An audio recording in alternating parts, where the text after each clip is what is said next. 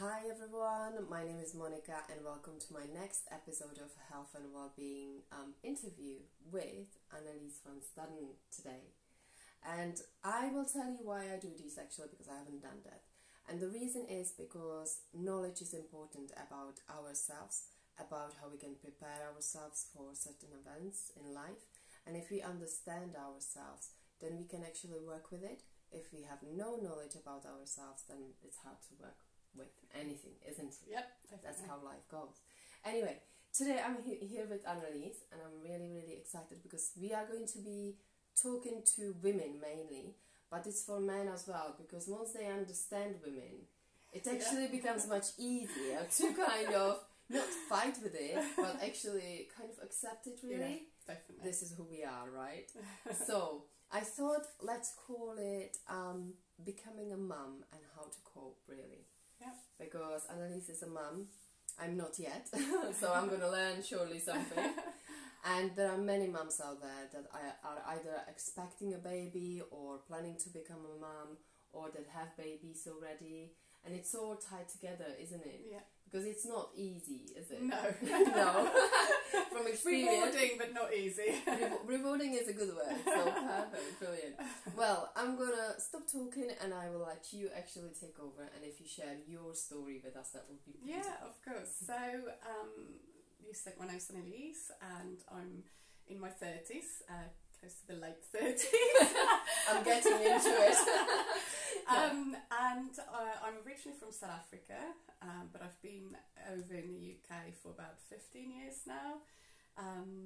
So yeah, I moved over here 15 years ago, and I've got two children, Shanae and Sawyer. They are 7 and 10, and becoming a mum is obviously an amazing experience. Amazing, yeah. but I mean, being pregnant was quite hard for me. Okay. I had really bad morning sickness with both of them. Right. So with my daughter, I knew certain things, if I was around certain smells or certain tastes, that I would just have to go run for the toilet because I would be sick. Okay, yeah. With my son, it was a bit more unpredictable. Okay. I would just sit there and suddenly have the urge that I'm going to be sick. Okay. So that was actually a lot harder. Right. I remember through the whole pregnancy with my son saying, never again, never again. Was he the first one? He was the second one, yeah. So no more?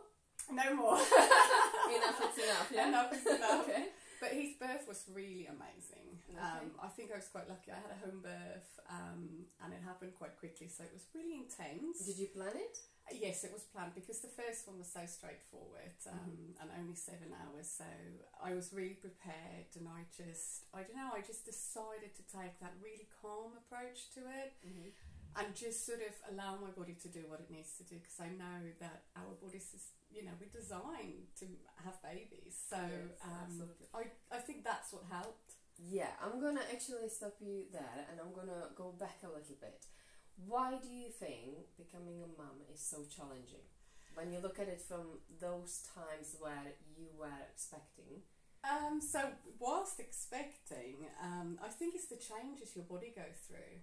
It's quite big.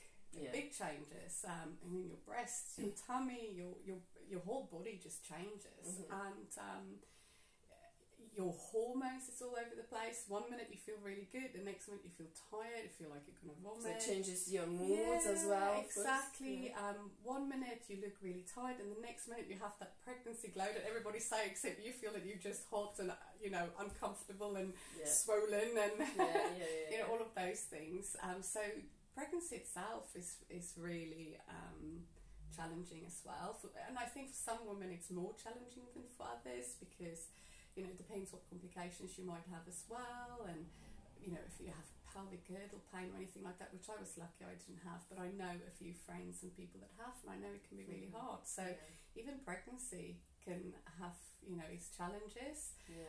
Obviously, because your body changed, your clothes changed, and you have to do shopping. Do shopping, exactly. You need new shopping. And find things that looks nice, and you feel that you look nice, but you also want to feel comfortable. So I think that can be challenging itself. Okay. And once you feel that movement, it becomes very real. Once that baby moves, and I know for me it was an amazing feeling, and I know for some people it's like it's a bit of a weird thing.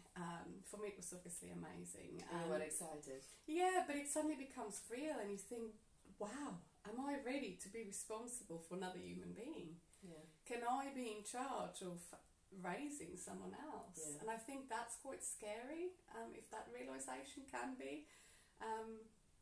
And then you hear all these different stories, and you know, some people say their birth was amazing, but most people say it was so painful, and but you know, all of that. So is it painful? It is. I just wanted to make it clear, because I think so the same thing. Yeah. However, I think we all cope better with pain if we are calm. Yeah.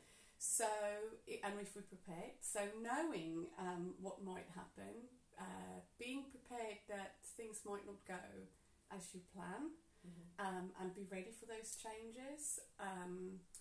And I researched birth a lot before having children. I was really fascinated by it, and I don't know, I just always found it really fascinating. Before I was even pregnant, I read books about becoming a parent and about becoming pregnant because I wanted to. Did it help you? Have the knowledge, yes. I think that's really important. You know, when we want to grow or we want to do something different in our lives, you know, if you're going to change career, you learn to change that career. So if you're going to become a parent, you should learn about becoming a parent. It's the knowledge I was talking about, isn't it? Once you have the knowledge about anything, it's easy to kind of dive into it. Definitely. And have something to grab when certain situations happen. Yeah, so I researched a lot. I can't remember the website. I think it was something like Calm Birthing or something like that. But I found a website, and it was this woman. She was just sharing loads of birth stories. And one thing everyone had in common was that just to stay calm and not to let the pain grab hold of you and make you go into a state of panic, because then it hurts more. Yeah. So I was determined. I was just going to breathe through it and just stay as calm, make any noise that I need to, but stay calm. Yeah. And I did, and I think it really helped me with both my births. My son, hour and a half, so the pain was quite close together. It was really intense because it happened so quickly. But the midwife didn't even make it. So right, okay. Yeah. So you were there by yourself? Yeah, in the downstairs toilet. And the first push I didn't even do. Okay. So I was in the kitchen, I had my hands on the side, and I just did this lion roar, where my body just took over, and I pushed, and I was like, uh-oh, something's happening. Uh-oh. So I waddled to the downstairs toilet, and I looked down, and I could see the top of his head crowning. Oh my God. Yeah, so sat down on the floor with the towel, and he was born just there. So, oh my. Yeah. So you did it all by yourself? Yeah. Do you think it was down to you being calm and being ready for it? Definitely. I think I knew that I could do it. And I think that's, if we tell ourselves we can do something, we can. Yeah. But I was also, one thing I learned from my first birth is to be prepared for if something changed, if something doesn't go your way. So after I had my daughter and I had a shower, the midwife told me that I had to have stitches because I had a tear. And I just panicked. I absolutely panicked. The idea of having stitches, because she called a different doctor in, and I know the fact that it was a male, it wasn't the fact that it was a male, it was just suddenly a different person. This whole time I was taken care of by this one person, and then a new person came in, and I was just so scared. I panicked, and I said I was scared, and the doctor didn't understand. He said, oh, it's not going to hurt, we're going to numb you, we're going to give you an injection. And I was like, you're going to inject me down there? I'm going to panic even more. Thank you. You know, I literally panicked, and luckily the midwife realised that, you know, I was just struggling with it. So she called in another midwife, and they gave me some gas and air. So I didn't have the gas and air whilst I had my daughter. I tried it once. I didn't like the way it made me feel or the taste. But I tell you what, whilst I was getting stitched up, I sucked on that thing like there was no tomorrow. Good. Because it helped me calm down. It gave me something else to focus on. Yeah. And I'll be honest, the idea of it isn't that bad. And yes, it didn't hurt, but it was just, I wasn't prepared. Yeah. So preparation. So it was something like that. It won't always go as we want to. There will be other things. Exactly. It's kind of like going into it with an open mind, isn't it? Yes, definitely. What happens, and the people that are around you know what they're doing. Exactly. Obviously, the second time it wasn't nothing matter, wasn't it? Like... No, but once baby was born, we rang the paramedics, and the paramedics were there in 4 minutes, and the midwife was 10 minutes later, because she was on her way. She just didn't make it in time. Yeah, okay, yeah, that's fine. Yeah. Yeah. Gosh, wow. So you were talking about the preparation actually a lot. So women can prepare themselves for becoming a mum, can't they? I think yes and no. There's some things you just won't be prepared for. Yeah. I guess you can, in a way of having an open mind. Mm-hmm. I think that's your preparation. It's just knowing that things can change, things can be challenging, and be careful what advice you listen to. Mm-hmm. But what also, you're taking to heart, basically. Yeah, but also let people give you advice.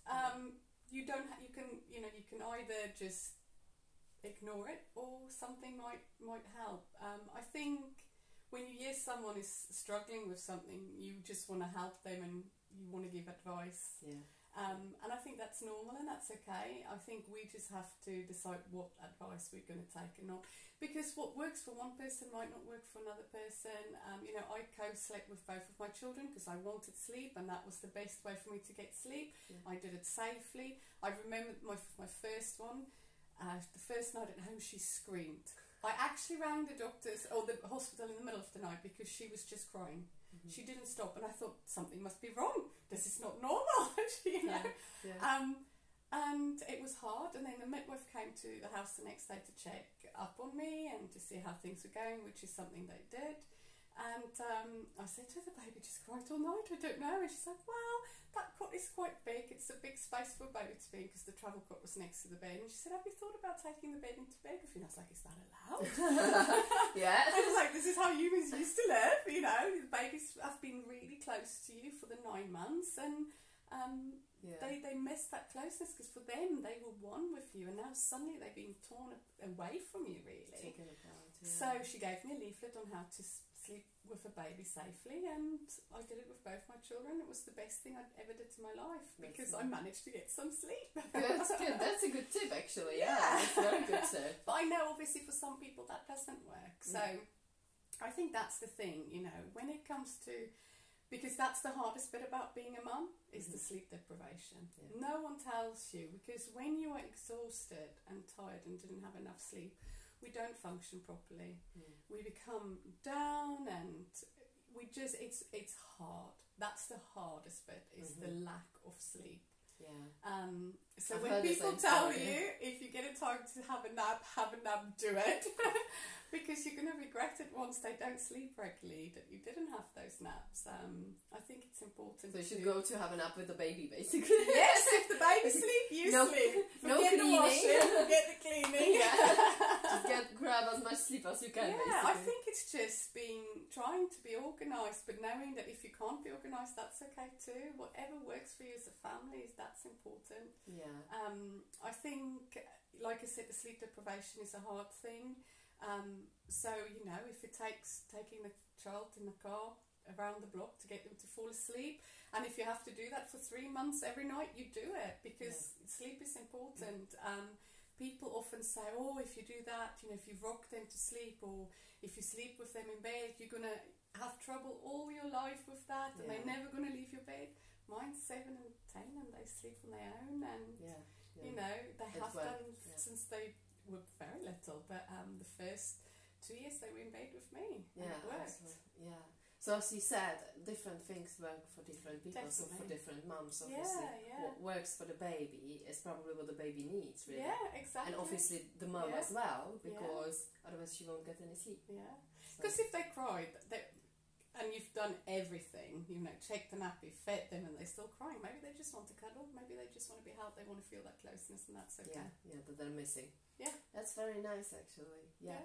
You slightly, actually, went into the fact that becoming a mum and how to cope afterwards, because you started talking about having children and how you sort of lack the sleep and everything else. Yeah. So Yeah, do you want to say a little bit more about it once you actually become a mum? Yeah, I think self-care is incredibly important, because suddenly you are responsible for this whole another human being.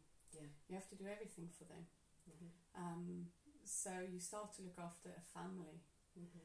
So you start to maybe stop doing stuff for yourself, because all your attention and focus go onto the baby.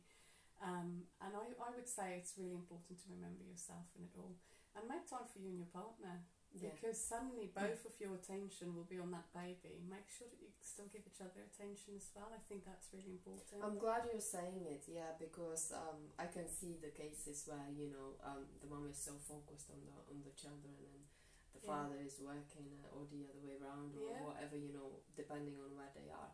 But it kind of like separates those two people. Yeah. That actually in the first place were the reason why the baby was born anyway. Exactly, definitely. So they should never forget each other and that closeness that they had before they had the baby. Yeah. That doesn't mean that everything has to stop, right? Yeah, it changes, and the way you look at each other change and all of that, and that's fine. It's just make time for each other. Me and my partner, once the kids are unbaked, we always make sure we have some time for each other. You know, have your date night where it's just the two of you. I think it's really important, especially if you know you have someone you can trust to look after the kids. And when they're really little, we don't want to leave them. That's okay. I never left mine whilst they were babies. But you know, we now that they're 7 and 10 anyway, it's a lot easier, and we get a little bit more time for ourselves. I think that, you know, it's important to make time for yourself and for you and your partner. Yeah, definitely. I like that. So, because we were actually talking about sort of like a female's experience whilst you're expecting a baby and having a baby and then sliding into actually raising the baby. But what would you say about men when they are by our sides, when we are pregnant, when we are going through all of that? Yeah. What would your advice be for them? Just be supportive, really supportive, show interest. I think women carry the mental load. So men, you know, I'm not stereotyping at all, but men often are the ones that have the physical jobs and, you know, tired, and obviously life is changing now and the roles do sometimes change, but often it's the woman that takes the maternity leave and the husband carries on working.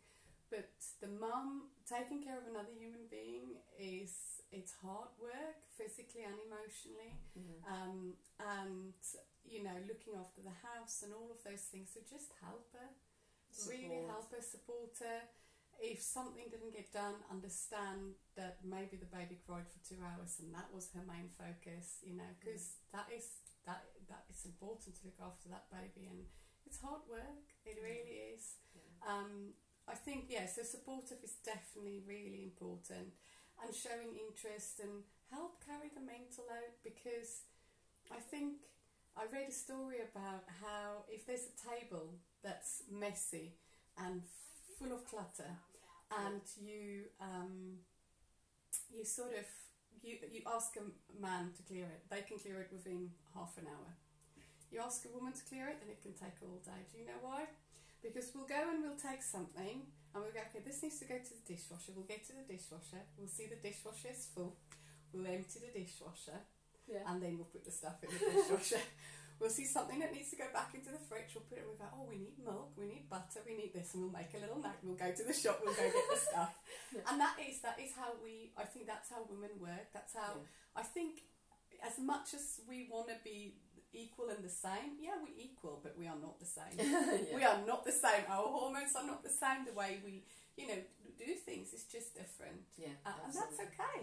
You know, we need to be comfortable with the fact that we can be different and equal.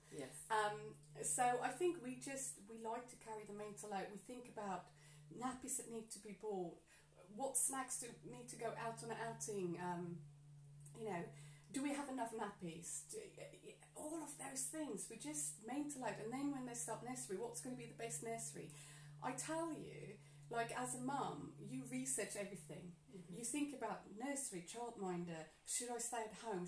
There's so much going on in your mind. And even when they're older, what activities do they have?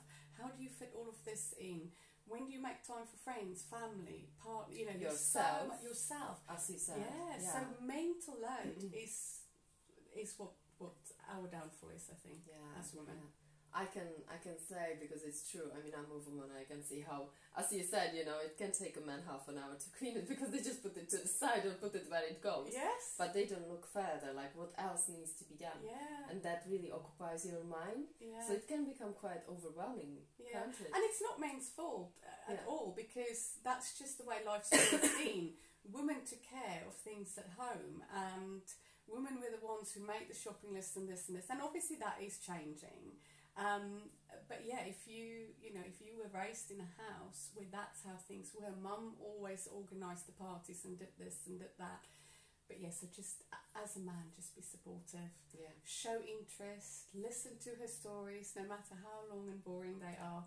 Because remember, if she's been at home all day with that baby or with the children or sorting the house out, whatever it might be, you might be the only adult conversation she's had and listen to the boring stories.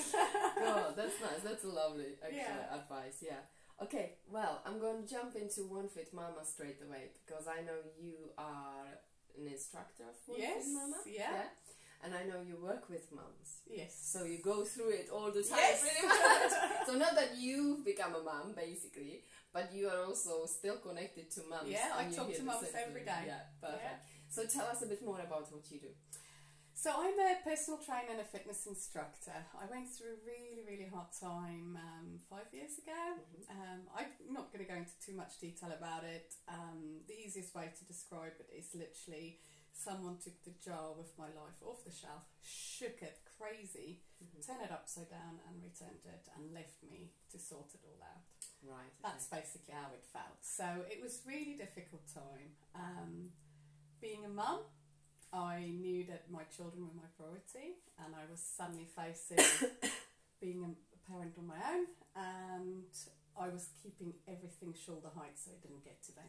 So I was protecting them, and I was struggling.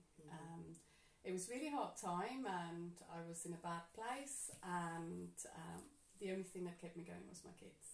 But do you know what, that sometimes the sacrifice we make for others, I think that also proves how strong we can be, although we can be really struggling and weak. Yeah, because when people hear my story, they go, oh my God, how did you cope? And I'm like, I think as humans, whatever cards you get dealt, you just cope with it. You just find the strength from somewhere. Yeah. And I found it from a few places. So when I was going through the really hard time, a friend came over one day, and she came to help me sort out my clothes and stuff, and we were sorting out my wardrobe, and she looked around and she opened the curtains and she opened the window and she said, come on, you need to every day, promise me every day you're going to open these curtains from now on, and changed my bedding, and she said, this needs to be your room, your sanctuary, your place where you can just feel calm. And it helped a lot that day. And she said, what do you want to do for you? For so long you've now taken care of everything and everyone, what do you want to do for you? And I said, I really want to exercise. And she said, why don't you? And I said all the obstacles, and she helped me overcome all excuses. All the excuses. Yes. Exactly.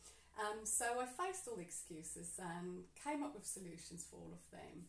And I did a 2-week trial at a place where my kids were allowed to go with, but they had to sit to the side and watch and not be disruptive or touch anything or do anything, which is fine. They sat to the side because they were old enough then. And bless them, they were so good because we did so much for them. I used to, and I still do, do everything for them, go out and do lots of outings. So they knew that was my 30 minutes and they were okay with it. Yeah. We talked about it. And they sat there and they watched. And I know this might sound really cliche, but I think they saw the exercise made me feel good and happy. But because even other times, if we were somewhere and you asked them to just be quiet for a minute, it's an important phone call, or just do this for a minute, they wouldn't. Yeah. But I think they could just see something was happening to mummy, and that was really good for mummy. and that we needed to just sit here and watch her and colour our books in or look at our storybooks while she does that, because this is important to her and this is making a difference for her. And those 2 weeks was the best time. I went 12 out of the 14 days, just 30 minutes out of the whole day. So just 30 minutes is all I gave myself, and I felt amazing. And then I continued. I reduced it to sort of 4 to 5 days a week, but I felt stronger, I felt energetic, I felt happy, I felt good about myself, and it was a way for me to just cope with things. It took your attention away from everything else to you. I find that's something for me. That's what the children felt, because they watch what they are doing, they explore and they learn. So they're sort of consuming you moving and actually enjoying it, being, you know, having that happy energy around you is teaching them the best thing that they can ever learn. Definitely. Totally. And they were seeing that exercise can be fun, and I'm doing it and it's making me feel happy and it's making me feel good. How old were they, if I can ask? So that was 5 years ago, so 5 and 3. That's a good age actually to show children that you have to take care of yourself, regardless of how much you give to others. And it made me feel really passionate about fitness, because I could feel how much it helped me through my difficult time, and I started researching it and looking into it, and everything I found said that exercise is really important for health, and especially for mental health, and that there's studies that show that it can actually help fight depression and all of those things. So I thought, I'm going to become a fitness instructor, and I'm going to help other people like it helped me. And I looked for a while, and I was like, geez, I don't know, I can do this. I'm a single mum, low income, because I'm sort of part-time nannying for different families to work around my kids and my family. And I was home educating my daughter at that time as well. So I came across One Foot Mama, which is a franchise across the UK, and I read up about it, and it said that it was helping mums, and that the main reason the company was founded was because the lady, Sophia Cooper, who founded it, was going through a really hard time. She had severe postnatal depression, and exercise helped her, and she wanted to help other mums to fight postnatal depression. And I was like, I get goosebumps just I do too, actually. I read it, and I was like, oh my god, this is the perfect fit. This is just what I want. This is me. So I contacted her, and we talked, and I was like, right, how can I afford a franchise as a single mum? I went to the bank. The bank knew my situation, because just a few months earlier I went there to close my and the kids' dad's joint account and all of that, so they knew exactly what was going on. And I tried to get a loan, and the lady said, okay. And she looked at the system, and she typed, and she said, it's declined. I was like, okay. And I went in there saying to myself, I said to myself, if this is meant to be, I will get the loan. And I thought, okay, this is not meant to be, when she said no. And she went, hold on, I've got one more idea. I said, okay. So she typed away again, and she looked and she said, I can get you a credit card for that amount. And I was like, oh my god. And I just burst into tears. I was like, oh my god, this is meant to happen. This is happening. I've this got is goosebumps happening. now.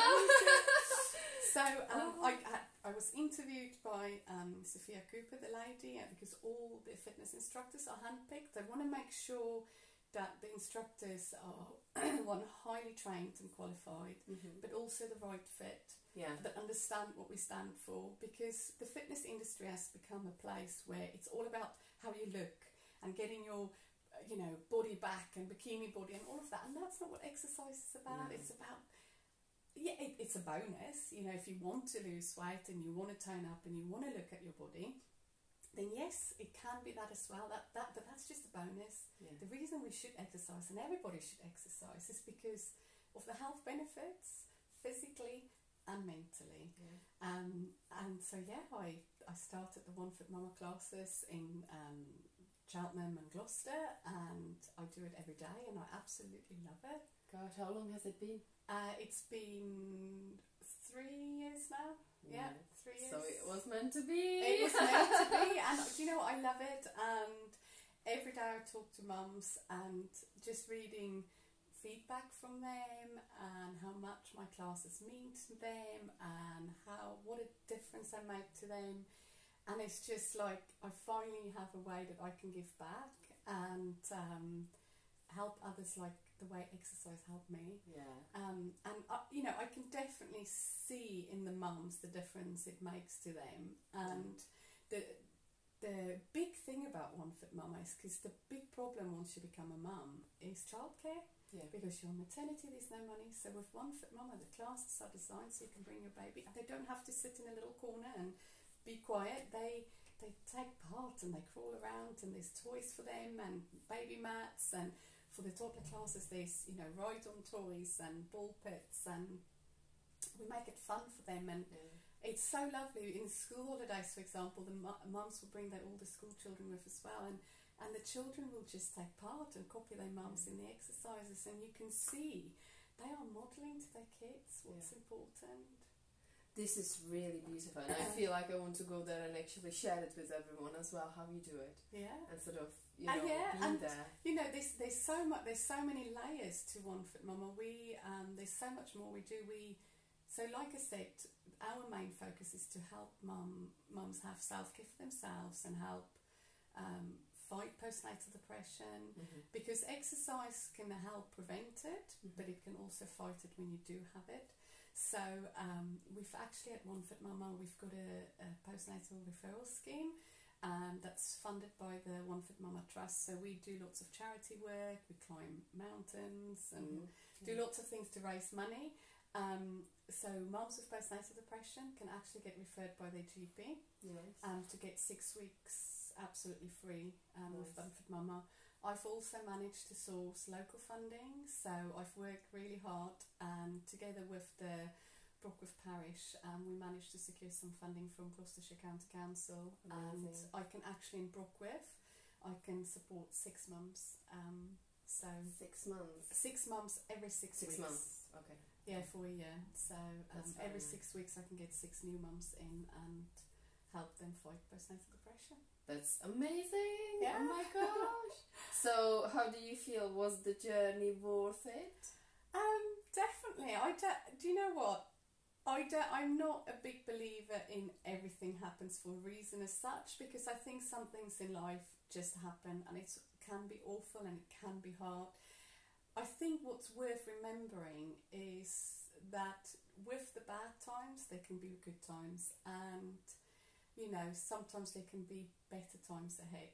And I think that's the important thing, is just finding things that help you to get through those difficult times, to get to the happy times, because life is a journey. There's no there's a final destination. You know what I mean? There's no destination of, okay, I'm now the perfect life where I'm going to be happy and this is the way it's going to be for it's not true. It's not going to be like that. There's going to be ups and there's going to be downs. And it's just learning to cope with those downs and finding strategies to cope with those downs. My strategy was, I found exercise class. I went to church on a Sunday to cry, because my kids could go to Sunday school whilst I sat in church and cried. I've done that. I'll admit it, I've done that. That was and that was my coping strategy. But on top of that, I think finding someone you can talk to. I think counsellors are, and I'm actually trained to become a counsellor, as you know. I think a counsellor they've made a big difference in my life. I think it's really important. I also believe in having someone like a listening partner. I think listening partners, and I'll explain how that works. So if you're a mum, it's quite important to have a listening partner. It's someone you can just talk to that will sit and listen. And not try and advise you, not try and tell you what to do, not try and fix it for you. They just listen, and they allow you to just let go. And you can do the same for someone. And I think that's really, really important, because some things you just need to get it out. And because it sits there, doesn't it? And it eats you up. So counselling definitely made a massive difference. It taught me so much about myself.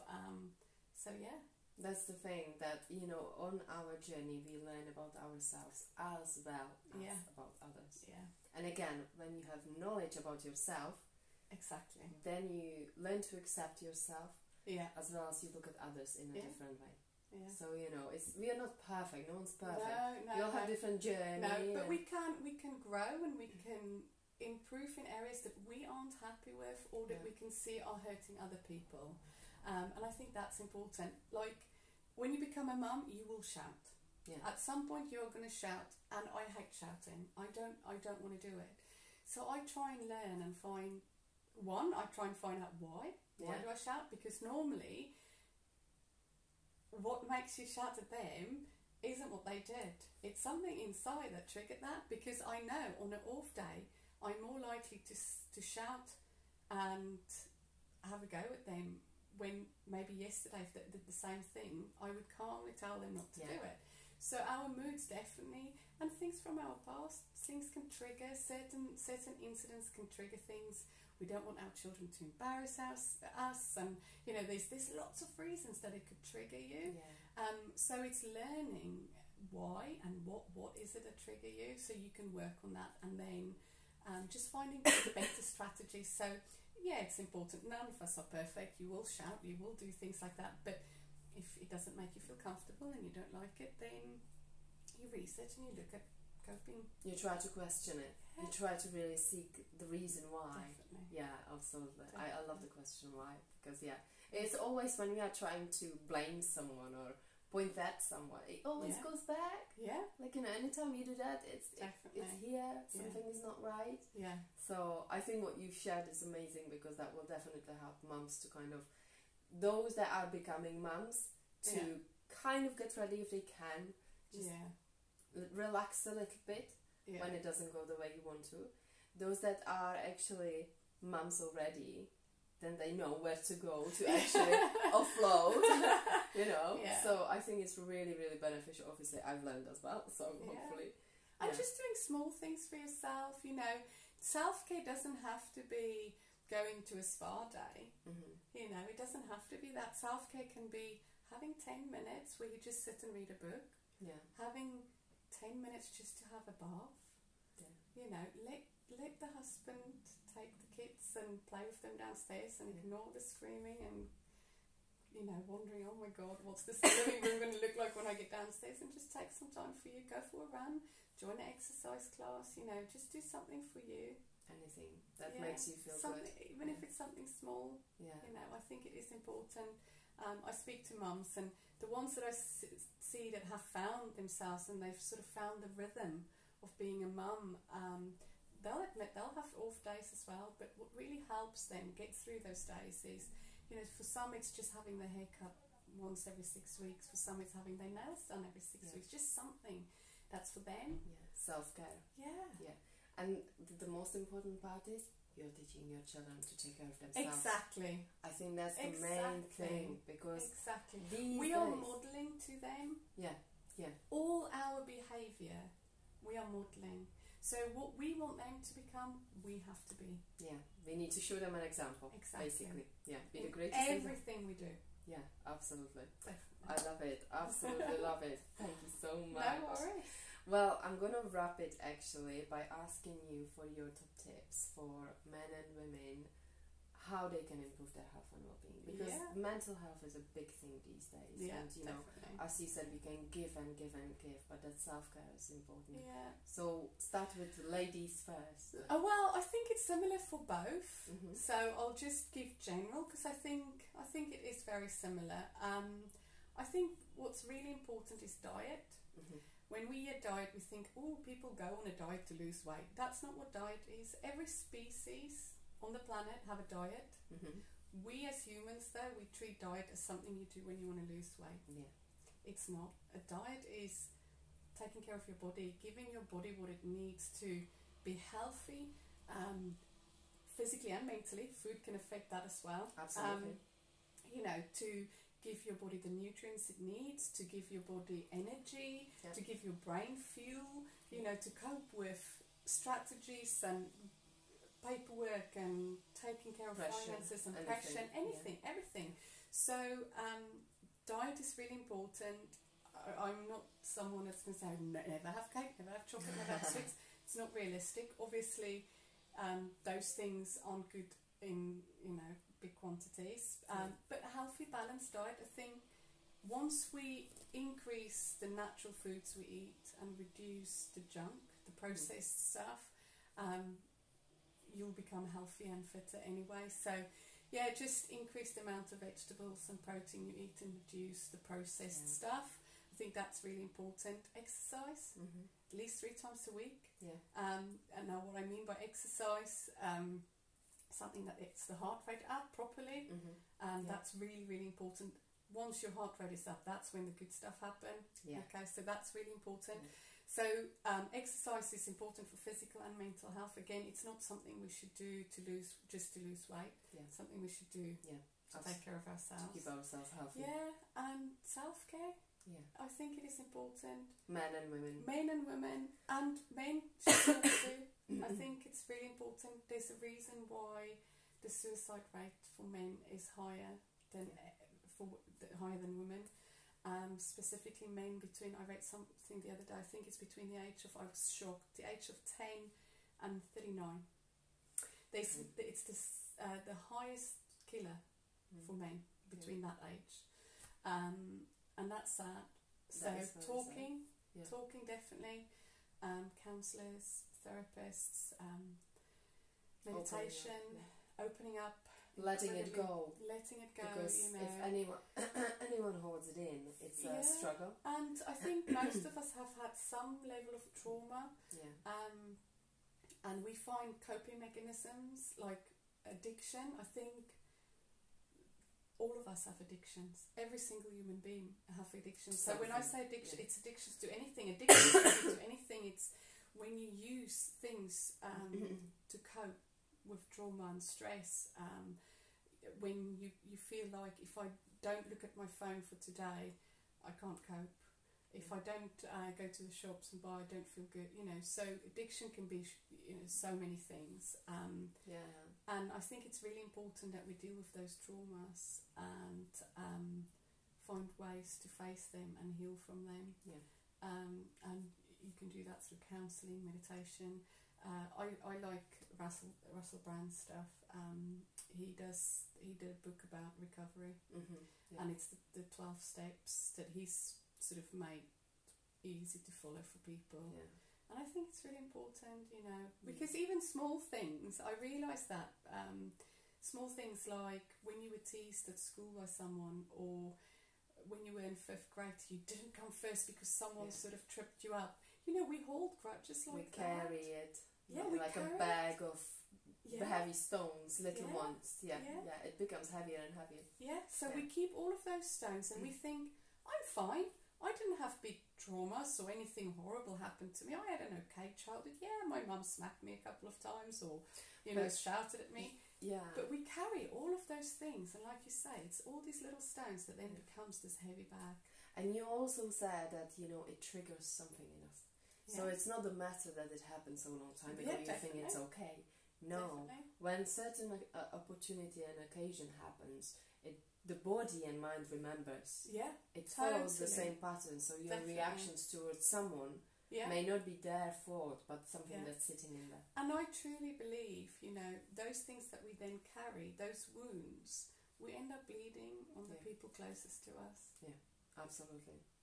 So very true. So the top tips would be healthy, balanced diet, because it's what gives us energy and it's what helps you be healthy. Exercise and self-care. Definitely. I like it. I do like it.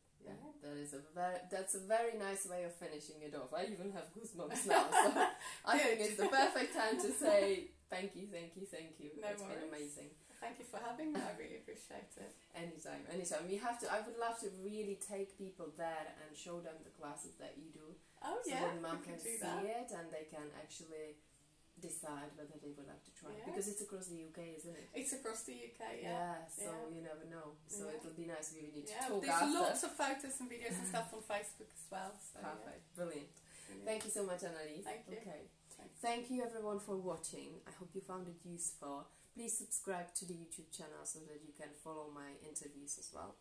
And it's all about health and well-being. It's about sharing the knowledge, because as we said, if you don't know, then you don't know what to work with. Once you have knowledge, then that gives you some kind of a base to work on something. Okay.